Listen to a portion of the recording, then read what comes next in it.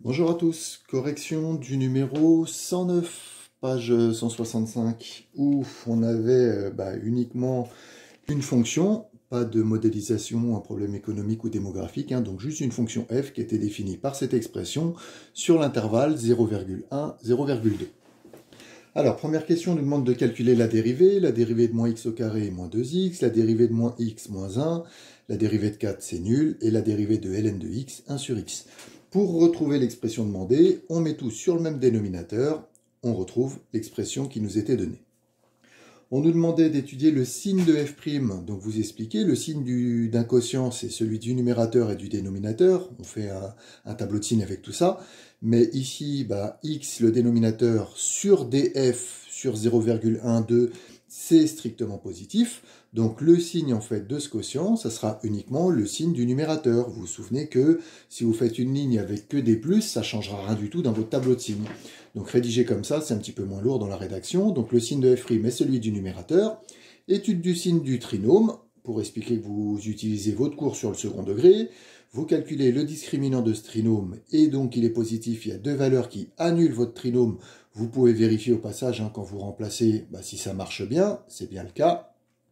Et donc, je vous conseille de faire d'abord l'étude du trinôme sur R, sur moins l'infini plus l'infini, mais si vous étudiez sur R, vous mettez surtout pas f ici, parce que la fonction f, elle existe uniquement sur 0,12. Par contre, le trinôme, vous pouvez l'étudier sur R. Donc ça s'annule en moins 1 et en 0,5, signe de moins a à l'intérieur des racines, donc positif, négatif à l'extérieur. J'ai rajouté les valeurs 0,1 et 2 pour voir en fait quelle partie de ce tableau de signes on va utiliser. Vous êtes obligé de refaire un tableau de signes juste en dessous, donc cette fois-ci on se place sur 0,12, on rajoute donc la valeur 0,5 et la dérivée sera positive sur 0,105 et négative sur 0,52.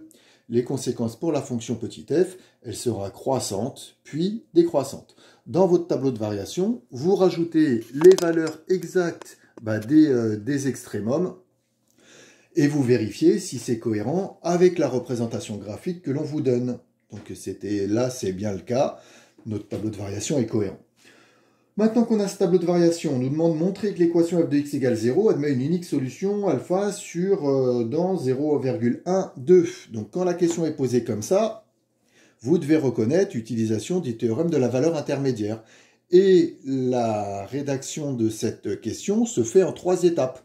Première étape, vous devez justifier que sur 0,1, 0,5, il n'y a pas de solution. Et ça, je vous rappelle que ce n'est pas avec le théorème des valeurs intermédiaires. Vous expliquez juste que ici, le minimum de f sur 0,1, 0,5, il est égal à 1,59. Si le minimum c'est 1,59, ça veut dire que toutes les valeurs sont par définition supérieures à 1,59. Et donc ça veut dire que l'équation f de x égale 0 n'admet pas de solution sur 0,1, 0,5. On s'est déjà occupé donc de cet intervalle. Ensuite, vous rédigez le théorème des valeurs intermédiaires sur l'intervalle 0,52. Donc je l'ai noté, sur 0,52, la fonction f est continue et strictement monotone.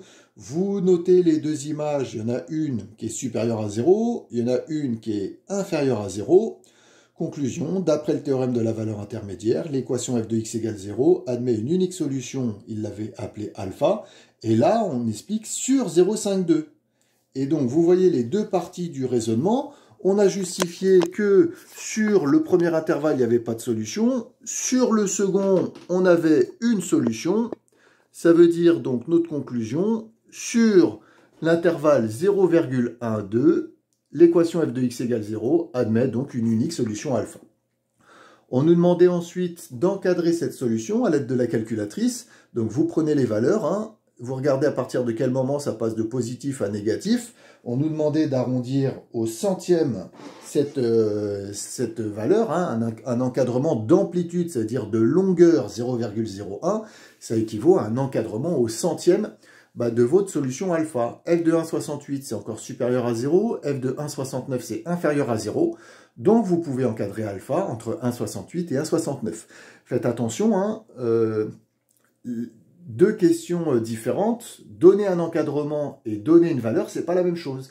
Donner un encadrement, on s'arrête ici. Donner une valeur, vous devez choisir par défaut ou par excès la valeur que vous donnez. Mais ce n'était pas demandé ici. Ensuite, on nous demandait en déduire donc le tableau de signes. Donc on utilise la question précédente sur 0,12. Donc pour la justification, vous dites grâce au tableau de variation. Et vous voyez que sur le tableau encore à gauche, j'avais bien rajouté alpha et donc son image 0 pour justifier mon tableau de signes. Et donc, f elle est positive sur 0,1 alpha. Vous laissez la valeur exacte, vous ne mettez pas 1,68 ou 1,69, c'est moins bien. Et négatif sur alpha 2 à la lecture de notre tableau de variation.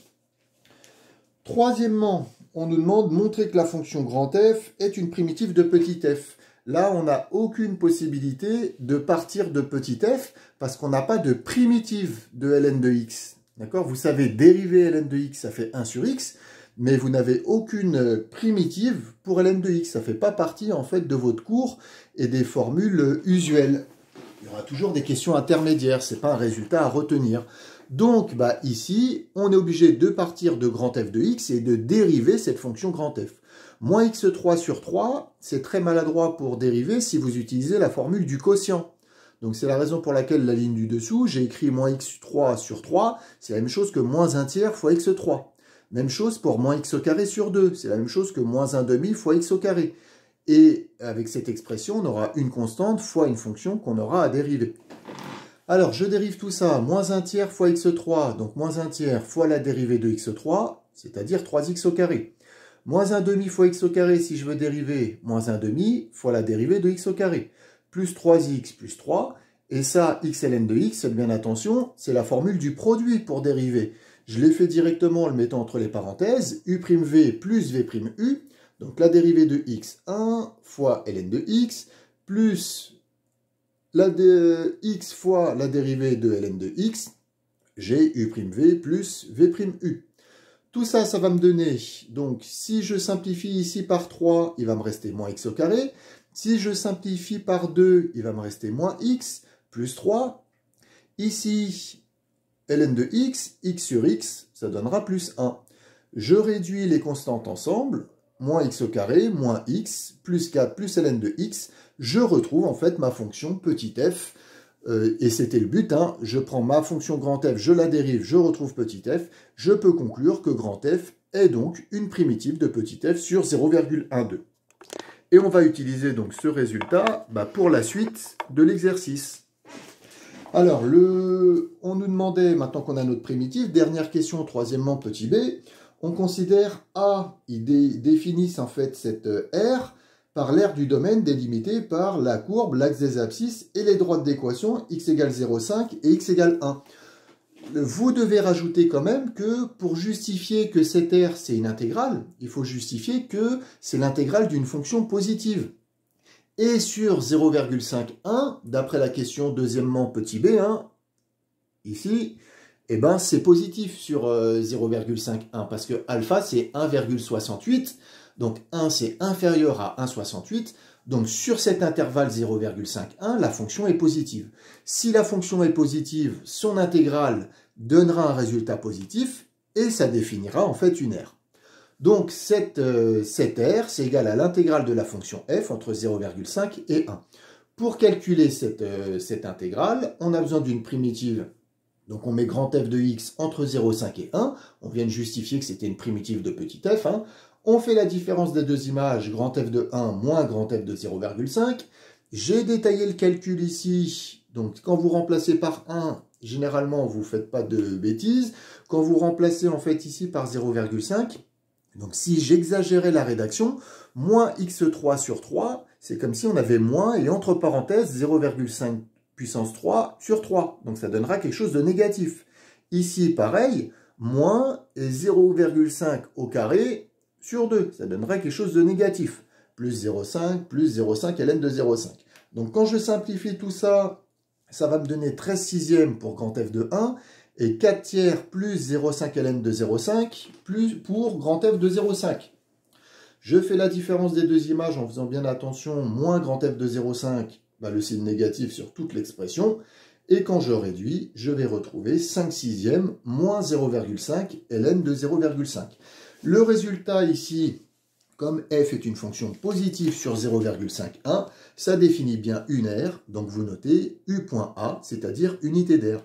Pour vérifier votre résultat, vous tapez sur votre calculatrice cette valeur exacte là. Combien ça fait en valeur approchée? C'est environ 1,18 unités d'air. Et donc vous vérifiez si vous avez environ un petit peu plus d'une unité d'air sous la courbe et entre les droites d'équation x égale 0,5 et x égale 1 et l'axe des abscisses, en regardant bien les unités graphiques sur chaque axe. Voilà.